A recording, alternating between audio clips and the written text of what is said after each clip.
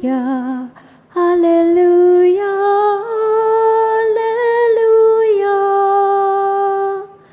hallelujah, hallelujah, hallelujah, hallelujah, hallelujah. All together.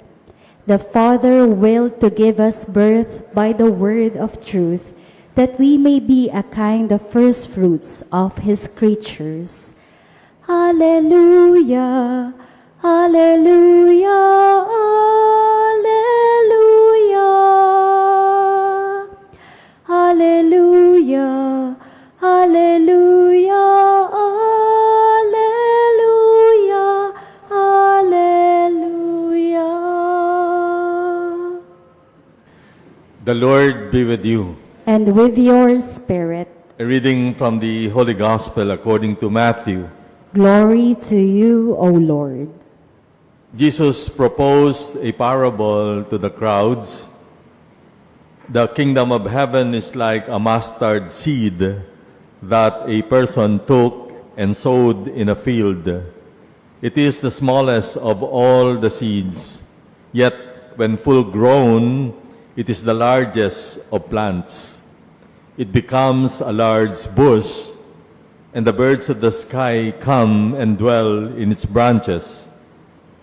He spoke to them another parable. The kingdom of heaven is like yeast that a woman took and mixed with 3 measures of wheat flour until the whole batch was leavened.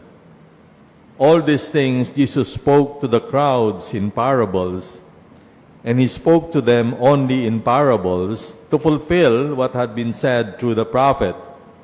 I will open my mouth in parables. I will announce what has lain hidden from the foundation of the world. The Gospel of the Lord. Praise to you, Lord Jesus Christ. So, unang-una muna, nakinig ba kayo? Ng SONA po. SONA. Parang wala kayong pakialam. Sana makinig ho kayo kahit na saan kayong banda. Because it's the President speaking, you know. And so, yeah, ako hindi pa ho kasi I was busy the whole day. So, pag uwi ko, I will watch the replay. Hindi ko alam kung tapos na. But let me just tell you na ang inaasahan ko sa SONA, just a brief lang po, sana maging totoo, transparent and honest. Hindi lang sinasabi yung mabubuting nangyari. Ako ay more interested kapag sinasabi ano yung problema natin. Well, it's just a reality. It's not something that should be negative. Katotohanan yun eh. And that's how, if the citizens can help. Dapat makita tayo ng presidente bilang partners, kaibigan, at hindi kalaban. So that we can help him run the government. No? Parang parang pag nagpapatingin kayo sa doktor, di ba? Gusto niyo ba nasasabihin lang sa inyo ng doktor ano yung magagandang nangyayari sa iyo? And he will not tell you what ails you. Di ba? Mas interesado tayo, Dok, ano bang diferensya ko? May problema ba? Di ba? So that you can address your health. Anyway, I just telling you what are my feelings about this. And so far, alam niyo, sa dami ng SONA na pakinggan, wala pang ganun. Ano kayang, ko? So, kaya siguro hindi ako presidente. Anyway, we have a gospel which is about the kingdom of God. No? And the kingdom of God is, it's not a place. It's not a place. No? Usually, when we say kingdom of God, it's heaven, and tumuturo tayo sa taas. But we know, through rocket ships, all of these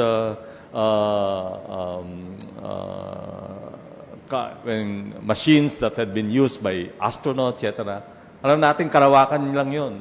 Heaven is not there.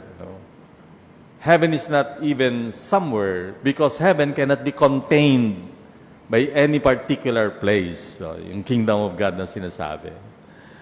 Because the kingdom of God is more or is a situation. Ito yung isang kondisyon. isang kalagayan. And what is the kalagayan? What's the condition? It is where God reigns. Yan, di ba? Kaya nga, kingdom of God. If it's the kingdom of God, ang naghahari doon ay walang iba kundi ang Diyos. And so, it follows.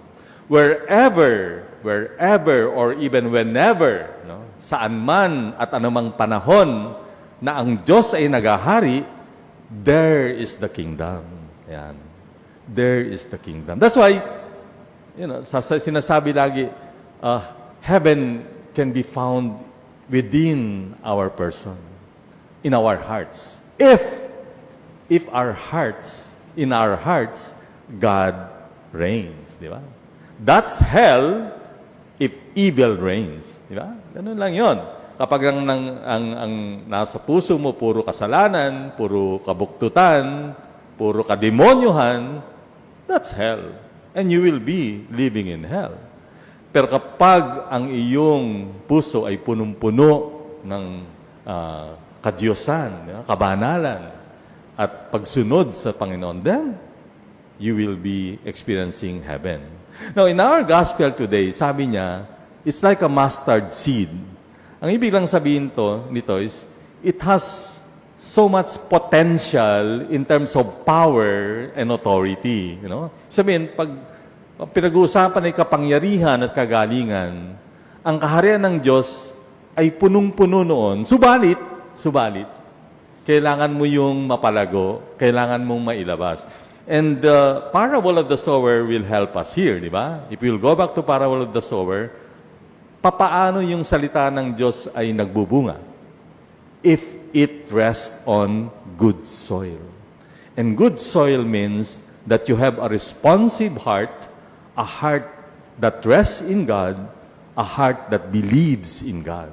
So it follows, if, our hearts will be filled with God's reign in it, we will feel the full potential of power and authority of God. Pero yun nga ang pagkukulang natin, di ba? Alam natin minsan na totoo yun pero hindi natin ginagawa sa buhay natin. Just like, I think the comment I can give in the gospel yesterday, di ba? If you went to Mass, di ba? If there's the parable of the buried treasure and the pearl of great price. Ang sabi doon, kapag nakita mo yung buried treasure, gawin mo ang lahat, walang dapat makapigil para makuha mo yon. Sukdo lang ipagbili mo ang lahat, ma-acquire mo ang pera para makuha yung field na yon where the buried treasure is. In other words, if you find which is the most important in your life, and hopefully it is God, then you do everything in order to have relationship with that God.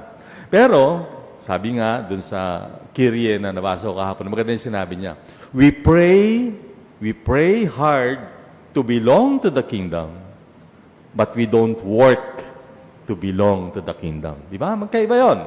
Meron yung dasal ng dasal, sana Panginoon, mapasapiling mo ako. Pero ang tanong, may ginagawa ka ba para makapiling mo ang Diyos? And what is required, just like what Solomon did, what the wise person would do, is to let God reign in your heart. When God reigns in your heart, at pag siya ang number one, pinakamahalaga, at naghahari sa buhay mo, there you go. You will bear fruit, and you will have the full potential of God's power and authority.